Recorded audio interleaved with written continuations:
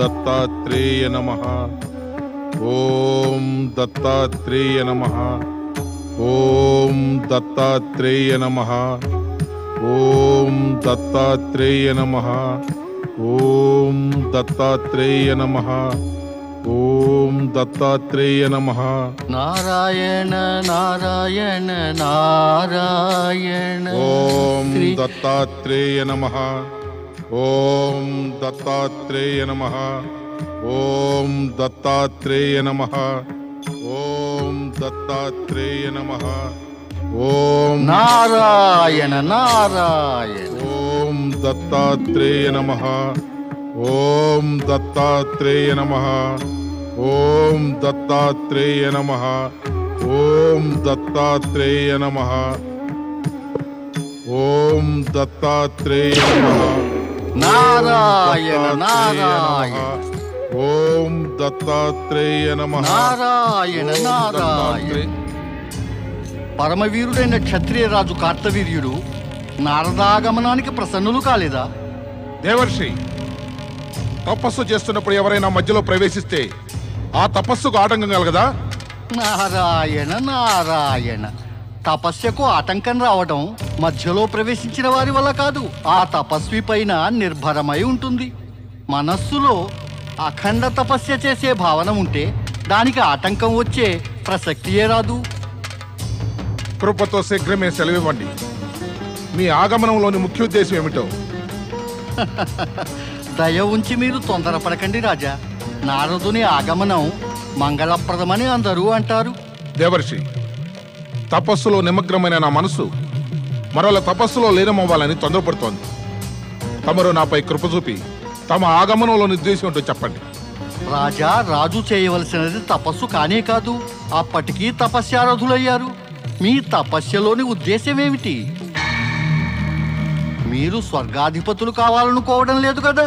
నారాయణ నారాయణ. దేవర్షి, త్రేతాయుగంలో జన్మించిన మానవులకు స్వర్గాధిపతి కావాలని కోరుకోవటం వ్యర్థం.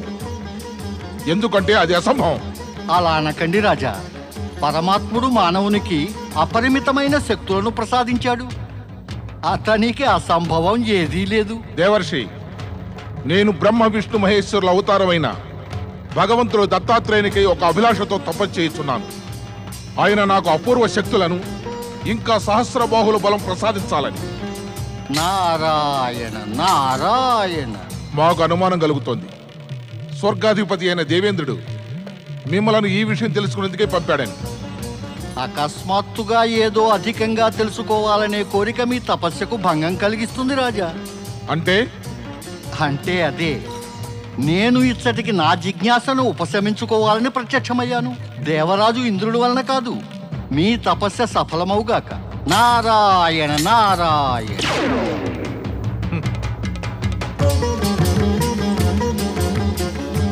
ఓం దత్తాత్రేయ నమః.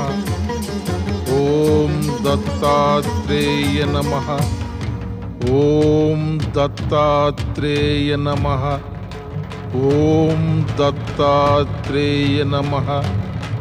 ఓం దత్తాత్రేయ నమః.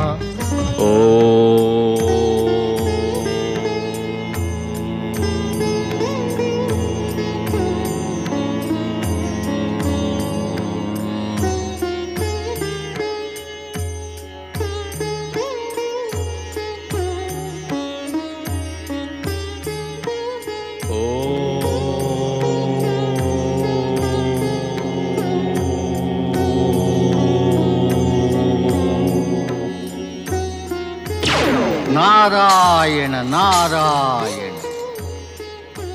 భగవంతుడు దత్తాత్రేయుని చరణాలకు నారదుని సాదర ప్రణామాలు. ప్రభు, హైహయ వంశజుడు క్షత్రియ రాజు కార్తవీర్యుడు మీకై కఠోర తపస్సు చేస్తున్నాడు. మాకు తెలుసును నారదా. త్రిమూర్తుల కృపతో ఉత్పన్నుడు, ఇంకా శ్రీ మహావిష్ణువు అంశతో అవతారమెత్తిన భగవంతుడు దత్తాత్రేయులకు తెలిసే ఉండాలి. పరమవీరుడు కార్తవీర్యుని మనసులో ఏముందో. అయితే ఇది నిజమేనా? అపూర్వ శక్తి ఇంకా సహస్రబాహువుల బలం కోసం కఠోర తపస్య చేస్తున్నాడని.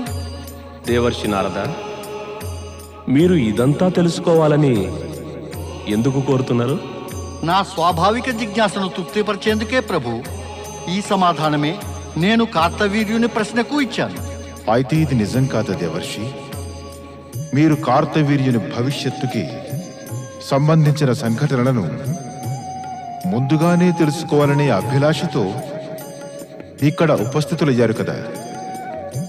దేవర్షి నారద, ప్రస్తుతానికి మాత్రం మేము ఇంతే చెప్పగలం. వరం సంప్రాప్తించుకున్న పిమ్మట కార్తవీర్యుడు అహంకారి అవుతాడు. ఇక అహంకారానికి ప్రతిఫలం ఎప్పటికీ శుభకరము కాదు. అంటే కార్తవీర్యుని తపస్సు సఫలమవుతుంది. అతనికి వరం అవశ్యం లభిస్తుంది. అవశ్యం, అవశ్యం, అవశ్యం. తపస్వికి తాను చేసిన తపస్సుకై ప్రతిఫలం ఇవ్వడం మా కర్తవ్యం. తమకంతా తెలిసి కూడా వరదాన శక్తి ప్రాప్తించిన తదనంతరం అతడు అహంకారి అవుతాడని ఇప్పుడు మా సమక్షంలో తపస్సుకు ప్రతిఫలం ప్రసాదించడం ముఖ్య విషయం. ఎప్పుడు అహంకారం బయటపడుతుందో అప్పుడు దానికి ఏర్పాటు చేస్తాం. ఎందుకంటే అహంకారం శ్రీమన్నారాయణునికి భోజనం. మహాత్మా దత్తాత్రేయ, మీ వద్ద జ్ఞానప్రాప్తిని పొంది ధన్యుడనయ్యాను. ఇప్పుడు నాకు అనుజ్ఞనీయండి. ఓం నమః శివాయ.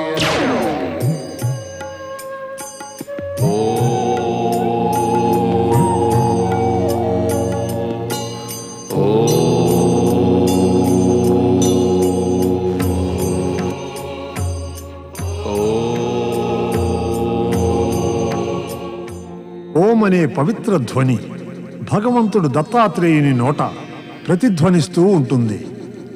అక్కడ భగవంతుడు దత్తాత్రేయుని నామస్మరణ పరమవీరుడు క్షత్రియరాజు కార్తవీర్యుడు సహస్ర బాహువుల బలాన్ని పొందాలని చేస్తూ ఉంటాడు. మరొక వైపు ఒక మహాపరాక్రముడు, తేజస్వి, ప్రకాశవంతుడు, శక్తిశాలి వీరయోధుడు తన పరాక్రమ బలంతో సమస్త బ్రహ్మాండాన్ని తన చరణాలపై వాలాలని కోరుతాడు.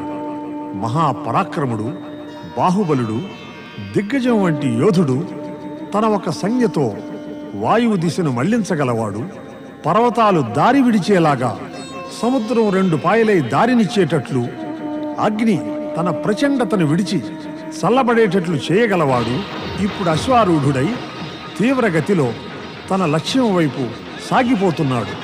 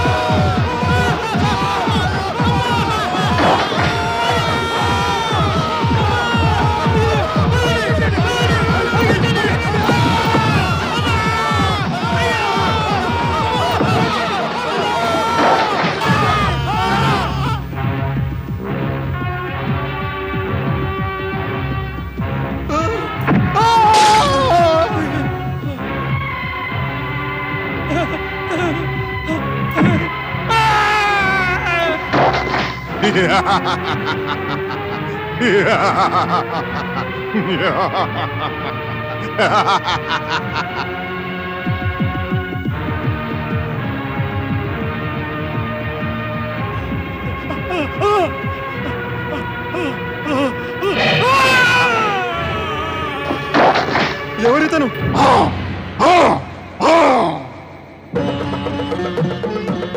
నేనే మహాబలి రావణుణ్ణి. రావణుడా?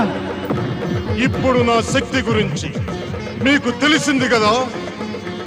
ఇప్పుడు మీరు నాకు దాసలవడానికి అంగీకరిస్తారా లేదా చెప్పండి. అంగీకరిస్తాము. కేకసీపుత్ర రావణునికి జయము. పరమవీరుడు రావణునికి జయము.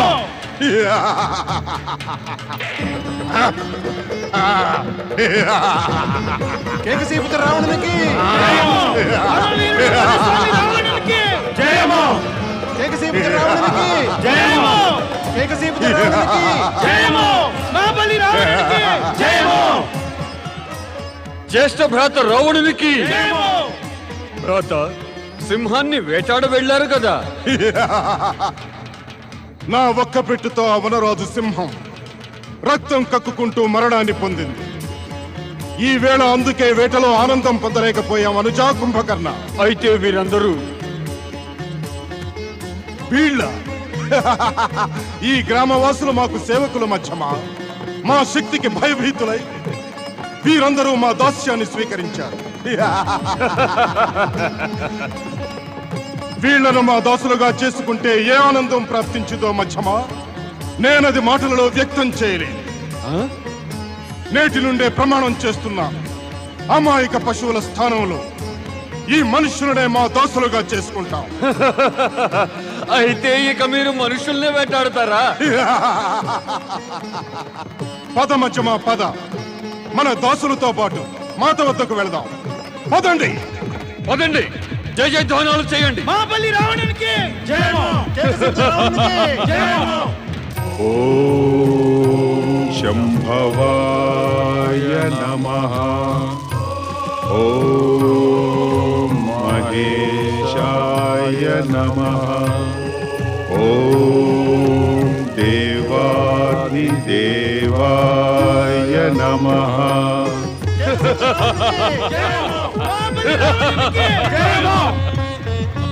అదుగో జ్యేష్ఠభ్రాత వచ్చారు.